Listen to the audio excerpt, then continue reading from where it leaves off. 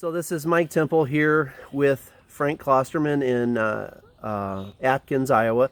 And today we installed Blue Maxx in Frank's home.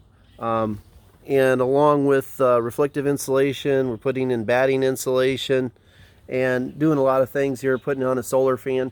But we just got done installing the Blue Maxx product into the AC unit. Could you share with us, Frank, what the numbers were before and after?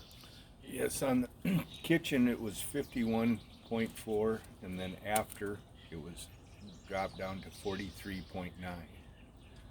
The dining room return was 57.5 starting out, and after it was 48.2.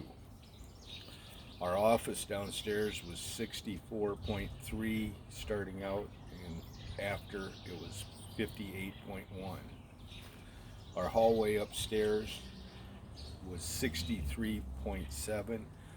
After it dropped down to 53.8. 10 degrees. Upstairs bedroom was 69.9, and after it dropped down to 59.4. 10 degrees. Now, can I ask you, Frank, what do you remember approximately how long ago you put in the air conditioner?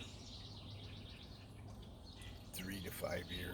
Okay, between 3 and 5 years old, but not a real old air conditioner. No, yeah. And what kind of air conditioner was it?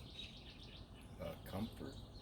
You know what? I'm just going to walk over there real quick and just take a look at it and see what kind of air conditioner it was.